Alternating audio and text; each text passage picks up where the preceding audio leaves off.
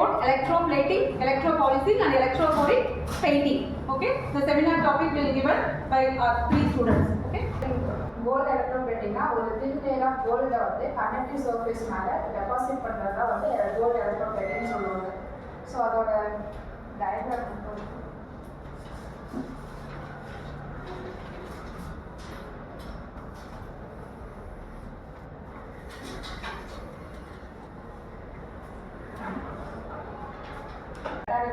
மற்றதுலாம் வந்து இப்போ காப்பர் எடுத்துக்கிட்டு நம்ம வந்து ஸ்பூன் வச்சு பண்ணுவோம். இங்கே வந்து நம்ம மெட்டல் இந்த கோல்டுக்காக வந்து நம்ம ஒரு மெட்டல் காயின் எடுத்துருக்கோம். எலக்ட்ரோப்ளேட்டிங் கோல்டுக்காக அது வந்து ஃபைனலாக இந்த காயின் வந்து எது வரைக்கும் கரண்ட் பாஸ் ஆகும்னா இந்த காயின் வந்து எலக்ட்ரோப்ளேட்டிக் கோல்டு ப்ராசஸ் ஆகிற வரைக்கும் இந்த நம்ம வந்து கரண்ட் பாஸ் பண்ணிகிட்டே இருக்கோம். எப்போ வந்து அது சர்டைன் கண்டிஷன் அப்படியே ஆகிடுச்சோ அந்த இடத்துல வந்து கரண்ட் ஆஃப் பண்ணி சர்க்கியூட் வந்து இது கரண்ட் ஆஃப் பண்ணிடுவோம். ஸோ ஃபைனலாக வந்து coin gets uniform gold coating.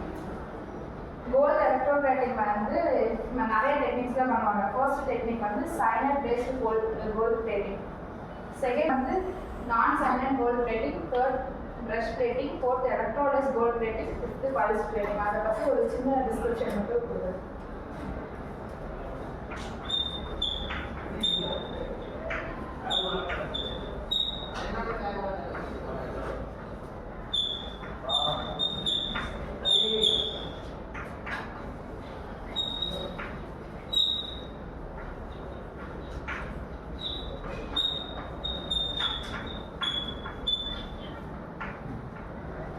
இது வந்து இந்த சைனைட் பேஸ்டு கோல்டு பிளேட்டிங் வந்து கோல்டு சைனைட் சொல்யூஷன் வந்து இந்த டெக்னிக்.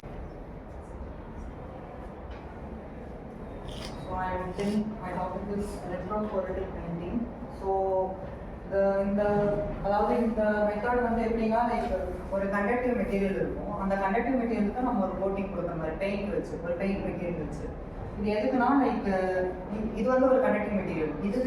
இது வந்து ஒரு பார்ட்டிகல்ஸோட டச் ஆகும்போது கண்டிப்பாக எலக்ட்ரிசிட்டி அந்த மாதிரி ஏதாவது கனெக்ட் பண்ணிடும்.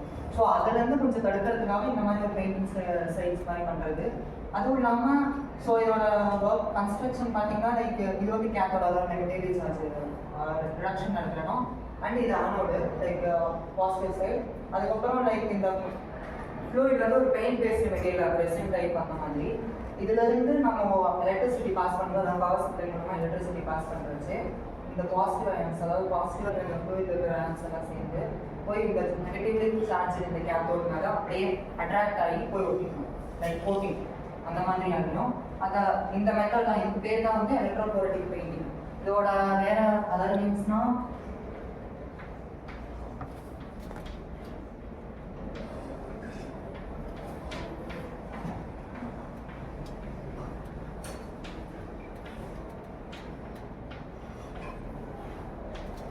கேத்தோடிக் டிப் பெயிண்டிங் இந்த மாதிரி. தென் ஒர்க்கிங் என்னன்னா இந்த மெட்டல் இது வந்து ஒர்க் பீஸ்.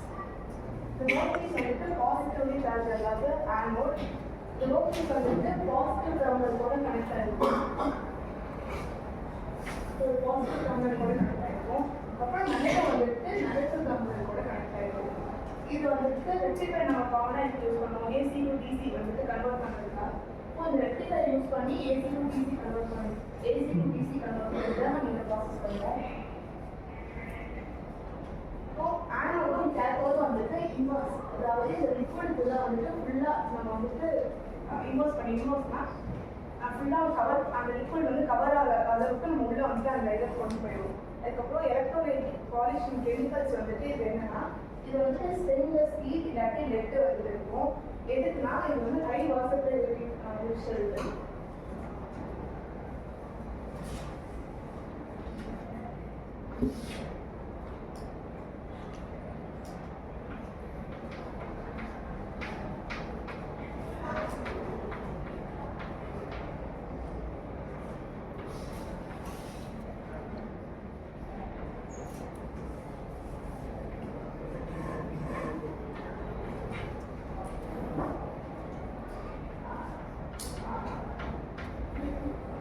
அப்ளிகேஷன் வந்துட்டு சர்ஜரிஸ் யூஸ் பண்ண மெட்டீரியல்ஸ் இல்லை டென்டிஸ்ட் யூஸ் பண்ணுற டூல்ஸ் இதிலெல்லாம் யூஸ் பண்ணுவோம். ஏன்னா வந்துட்டு நம்ம யூஸ் பண்ணுற டூல்ஸ் வந்துட்டு பாலிஷ் பண்ணாமல் இருந்துட்டு நம்மளோட ஸ்கின் வந்து டேமேஜ் ஆகும்.